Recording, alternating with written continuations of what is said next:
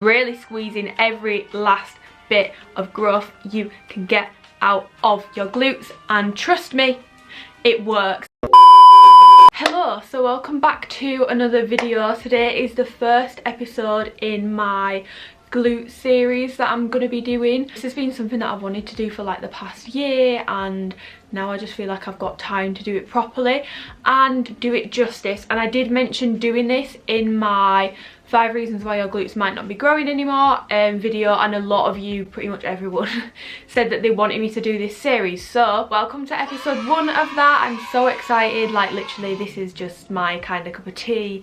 I love educating people, I love glute training, putting the two together, it's like chef's kiss for me. So yeah, I'm really happy to be able to make this sort of content. Very quickly, I just want to say all the information I have learned has been from the likes of Bret Contreras, the glute guy. If you're into glute training, I don't see any reason why you wouldn't be following him. He is amazing. Mike Israel and Brad Schoenfield, I don't know if I've just said his name right, but they are my 3 go-tos. And Jeff Nippard is also great for putting the research into a easy to understand, digestible format as well. Sorry if the lighting's just changed, I've just turned my ring light down because I literally cannot see a thing. One thing I want to make very clear just before I jump into talking about the rule of thirds is genetics. Do I believe that someone has such bad genetics that they can't build any muscle at all? No. But your genetics are going to play a huge role in how much muscle you can build, how quickly you build it, the way that muscle looks on your frame. I think it's important for us to accept that every single person's journey is going to be unique to them. The results are going to be unique to them, and just because you train the exact same way as someone else, it doesn't mean you will get the same results. Likewise, just because someone looked similar to how you look before they started training, it doesn't mean that you will end up looking like them. I think people mistake someone's before pictures for a representation of their genetics, when actually that's just what they look like before they started training, without actually considering the fact that everyone has different genetic potential when they actually start training. Two people could look the exact same way before they start training, follow the exact same training program or like an individualized one to them that's going to work best for them, and still end up with very different results. So bear that in mind, don't get disheartened. Building muscle takes a long time, and use yourself as motivation. So onto the rule of thirds. This is something that Bret Contreras came up with, and to me this is the foolproof way of building your glutes, making sure you are taking all the gains home with you. You're not leaving anything on the table, not leaving anything up for grabs. You are literally making the most of your glute training. So there are 3 different rules to go with the rule of thirds. One covers vectors, one covers load, and one covers effort. So I'm going to go over all 3 and give you a brief overview of what this means and how you would use it in a training program. So when it comes to the vectors, you are going to want 1/3 of your training to come from the horizontal vector, 1/3 to come from the vertical, and 1/3 to come from the lateral / rotary. So what kind of exercises fall into these categories? Hip thrusts, kickbacks, bridges, etc. all fall into that category. So moving on to the vertical vector, things that go in that category are going to be things like squats, lunges, deadlift. These are something that you are going to want to consider a little more closely, how often you incorporate these into your program, because these are the movements that are going to work your glutes in the stretched position, whereas the horizontal movements will work your glutes in the shortened position. Typically you can get away with doing that a little bit more often than you can the stretch position, just because working your glutes in the stretch position causes a lot more muscle damage. You tend to get a little bit more beaten up, a little bit sorer, and so you wouldn't be able to do as much volume of those exercises as you could get away with things like hip thrusts, bridges. So you do need to consider that when you're putting your training program together. And then the 3rd is your lateral / rotary work. So this is going to be abduction work. This is going to be things like the seated abduction machine, lateral band walks, clams, anything where you're moving your legs away from the midline of your body. That is your lateral / rotary work. And again, like the horizontal, you can get away with doing that a little bit more than you can the vertical exercises. In summary, utilizing this particular rule of thirds in your training is just going to ensure that you are hitting your glutes from all angles. You're working your glutes in the stretched position, you're working your glutes in the shortened position, you're including abduction work, and this is basically going to mean that you're fully developing both your upper subdivision of your glutes and your lower subdivision of your glutes as well. Typically exercises in the horizontal category work your upper and lower glutes at the same time, so hip thrusts work your upper and lower glutes at the same time. Exercises in the vertical category tend to work your lower subdivisions because your glutes are working again in that stretched, lengthened position, and your lateral/rotary work tends to work your upper subdivision of your glutes more than your lower. So moving on to the load section of the rule of thirds, there is again a rule of thirds to follow when it comes to what kind of loads you are using in your training program. So research does suggest that you can build muscle in any rep ranges, so technically you could omit, if you really don't like doing heavy low load work, you could omit that from your training and still make gains. But Bret Contreras does recommend using all loads in your training program just to make sure that you are really squeezing everything you can get out of your workouts, everything you can get out of your genetics.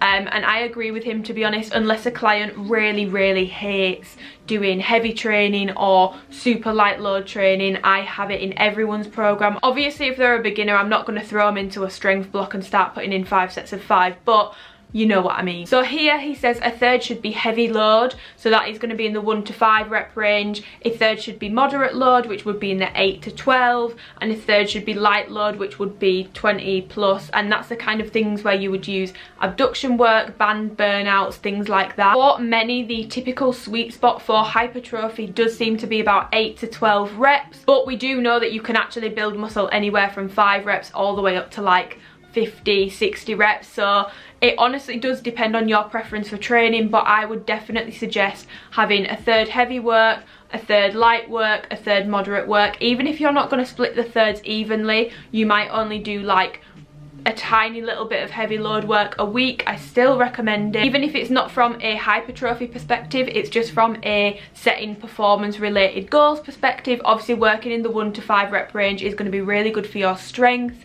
and there is honestly nothing more rewarding than picking up some heavy ass weight that you've never done before and progressively overloading with that, like So in summary, a third heavy, a third moderate and a third light, unless you really hate one specific range, in which case you are okay to omit that as long as your effort that you're putting into your training is still made equal. Which brings me on to the third one, which is your effort. Effort can also be likened to your RPE, your reps in reserve. So how many reps in reserve you are leaving at the end of a set. Have you gone all the way to failure? Are you 5 reps away from failure? Are you 2 reps away from failure?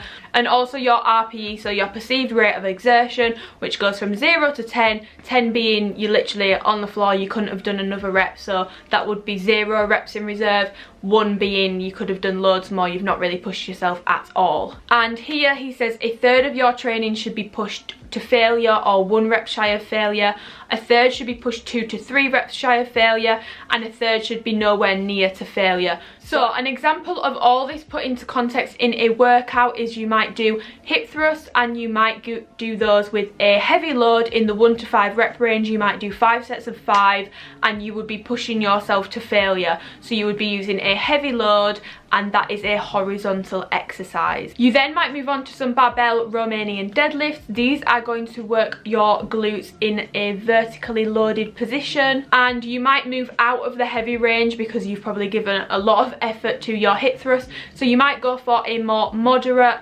weight with a moderate rep range, so say 8 to 12, but still pushing yourself close to failure, so you are still in that high effort third, leaving 1 or 0 reps in the tank. You then might move on to doing some Bulgarian split squats. These are going to work your glutes again like the RDLs in a vertically loaded position, again using a moderate load here, but this time you might want to leave 2 to 3 reps in the tank, so going into that more moderate effort for the rule of thirds. You then might move on to some cable pull throughs, which are again a horizontally loaded exercise, again with a moderate load, maybe about 12 reps in total, leaving about 2 to 3 reps in the tank. And then you might move on to a little band burnout circuit at the end, which could be filled with some lateral / rotary work. Things like glute bridge abductions at the top of a glute bridge abductions at the bottom of the bridge, lateral band walks, side clams, side lying hip raises, extra range hip abductions. These would be lightly loaded, so either body weight only or just with a resistance band. And here you would be going nowhere near to failure. I know what some people will think when they hear me say that. They will think my glutes are on fire when I do band burnouts, like I'm definitely going close to failure.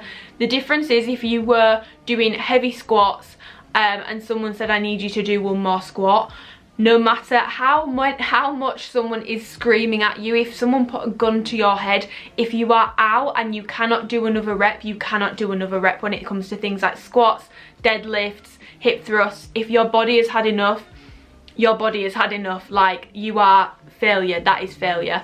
When it comes to things like band work, you feel the burn, you feel the pump. It's very uncomfortable, but if someone put a gun to your head and said, I'm gonna need you to do 3 more reps, you could do it. So following all these different rules of thirds, I've kind of given you 3 different rules of thirds, and I hope it has made sense.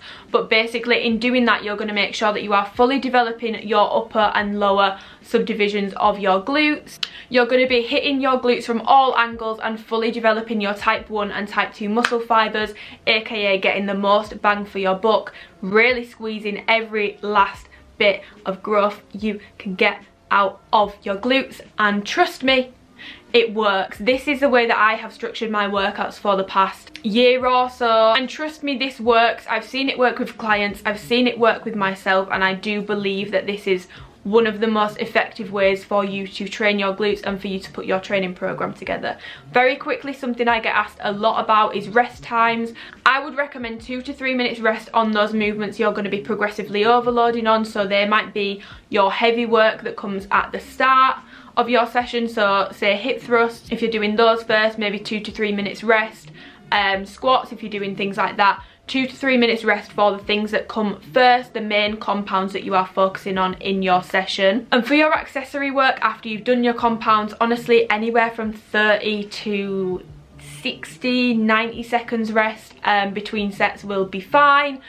Typically then you're focusing on getting that burn, getting that pump, so shorter rest times seem to do a little bit better for that, just because your muscles are becoming more stressed and pumping up, and we all love a good glute pump, like, who doesn't? So yeah, 2 to 3 minutes rest and then 30 to 90 seconds rest for your accessory work. And as for volume, when you are deciding how much volume you should be doing for your glutes per week, this kind of is different for everyone. It's going to depend on how long you've been training for. If you're a brand new beginner, you're not going to want to be doing 40 sets for your glutes per week. It's probably going to be too much and you're going to get super sore.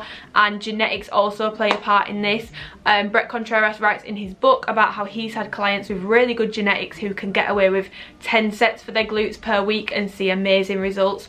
Other people, it's more like 40. So honestly, anywhere from like 10 to 40 sets, I would say for me and for my clients, it normally ends up being around the 30 to 40 mark. So yeah, anywhere from 10 to 40 sets for your glutes per week, depending on your genetics, how easily you recover, and that's also going to depend on how much effort you're putting into your sessions. If you're not putting as much effort into your sessions, you're going to be able to do more volume. I wouldn't suggest doing that. I would always suggest focusing on effort over volume, because typically if you're just going for volume, you're not progressively overloading. I would always choose effort over volume, and also volume is going to depend on the kind of loads you're using. If you're doing heavy work all the time, you're not going to be able to get as much volume in, which is why Bret says to split it up, do the rule of thirds. So that is the first episode of my little glute series complete. I hope you enjoyed the video and found it useful. If you did, then let me know by giving the video a thumbs up or commenting down below.